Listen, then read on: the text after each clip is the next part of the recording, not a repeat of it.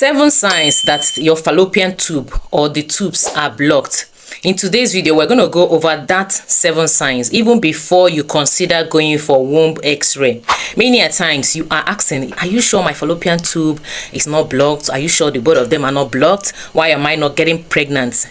Hear me and hear me well. Your body is always speaking to you, so it will always give you signs and symptoms. That is what we are here to talk about. Okay, so fallopian tube does and performs an important, incredible, like a function that we cannot do without. Okay, without fallopian tube, ovulation will not happen, because ovulation happens at the ampulla of the fallopian tube. That is where the egg is released. That is where the sperm swims up to meet that egg, meaning that the fallopian tube also helps the sperm cells to swim up to go meet that released egg, and they fuse there. The fertilization happens in the fallopian tube there, and both of them goes down. They march through the egg and the sperm cell that have joined together. They march through that fallopian tube down to the womb. You can see that fallopian tube is doing an amazing role for us in this fertility journey. So if you have questions boggling your mind, is my fallopian tube blocked? Are both of them blocked? What is my body telling me? Are there signs and symptoms that will show that yes, my fallopian tube needs help? Number 1 is this unusual, chronic, constant pelvic pain. Sometimes it could be one-sided.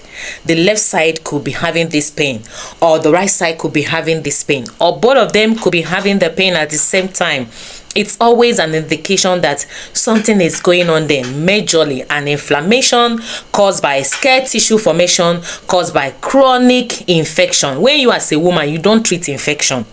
From year to year, you don't make an effort to treat infection. You will just keep saying, I'm not having signs and symptoms, I don't think I should treat. You should treat infection, because our body is constantly exposed to bacteria. All right, even the ones that stays in our colon, they can miss their way and find their way in your reproductive tract, hereby causing infection. So each time you hear about treating infection, it doesn't necessarily mean that you're a wayward woman. So that is one outstanding sign. The second sign that you should look out for is when you are having this thick, foul smelling discharge. This discharge that you know that something is definitely off.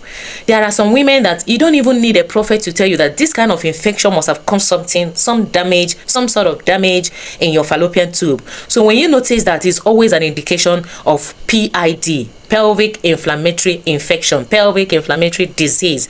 So watch it. The third symptom we're going to be looking at today is when you are always having one-sided ovulation pain. Okay, because you know that we ovulate in alternate ovaries. Like, is it that the left ovary release an egg this month, or the right ovary release an egg this month? But when your own is always on one side, and it's not as if you have actually removed your fallopian tube, your 2 fallopian tubes are in order, but you're always having that ovulation pain on one side, it simply shows you that the other side might be dormant. It's not really working efficiently. The fourth sign we are going to be looking at today is when you are not getting pregnant. You have tried heaven and earth, pregnancy is not forthcoming. Your hormones are okay, there is no fibroid, there is no endometriosis. Okay, you are sleeping well, you're eating well, but it's not clicking, my dear. It could be that one of the fallopian tubes or both of them are not patent. That is just the meaning of being blocked. It's not open, it's not patent. Thereby, there is no movement, there is no activity going on around that area. The fifth sign we're going to be looking at today is this severe, intense menstrual cramp.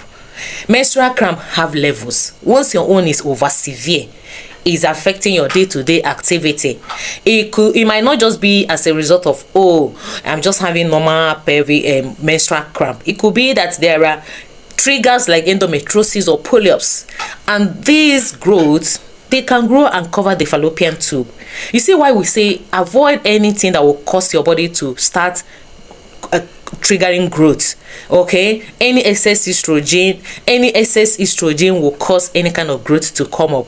In name of endometriosis, in name of fibroids, some of these can be annoying. They will just go and sit on the fallopian tube, or they'll just go and sit where the implantation is supposed to happen. Okay, so, and they can cause that unusual annoying pain that you know that this pain is off the roof, is becoming unbearable. My dear, it's time for you to watch it. This sign is when you are always having painful intimacy every time, any position, you're feeling so much pain.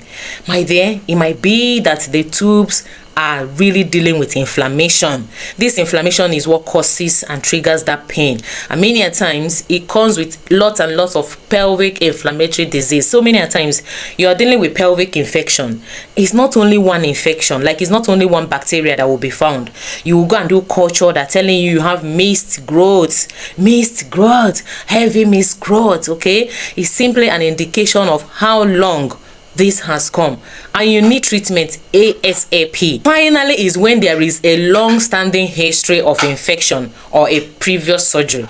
So many times some surgeries can actually bring some kind of complications, and blocking a fallopian tube could be one of it. Okay, so that's why sometimes you go for one kind of surgery, maybe fibroid surgery after CS, and you're hearing things like, I don't know, since after that this is what I've been experiencing, etc. Okay, I really hate it when you want to correct a particular anomaly and you end up with another type of anomaly. All right, it's not really, it can be very, very saddening. Okay, so these are the signs that shows that yes, it could be that your fallopian tube is blocked. And the question is, what can I do? NK Fertility Solutions, since you are here to help, what can I do if I notice these symptoms? The link to the video that will help you block your fallopian tube naturally is linked to this video. I've made a video on how you can block your fallopian tube or tubes naturally, and so many women have been following that remedy. It's a natural remedy. All right, even before you actually go and do that womb x-ray, many women are scared to do the womb x-ray because the head is painful, you will spot, you will bleed. They don't want to go through all that terrifying experience just because they want to be sure of their fertility. Okay, once you notice any of these signs and symptoms, the right thing for you to do is to start taking action. So that's why I've made that video. Go ahead, click it and watch it. Let me know in the comment section if you're experiencing any of these. If you've actually gone to do womb x-ray, what is the result saying? The tube, is it patent? The tubes, are they patent? What is it saying? Whatever it's saying, don't lose hope and don't cry yourself out. You can do this. You can do this. Your body is more than ever willing to heal. You just haven't started giving it the cooperation it needs. Okay, so tune in today and give it all the maximum cooperation it needs, and you will be on your way to testify. He wish above all things that you and I prosper and be in amazing health, even as our soul prospereth. Thank you for tuning in today. I will see you in my next video.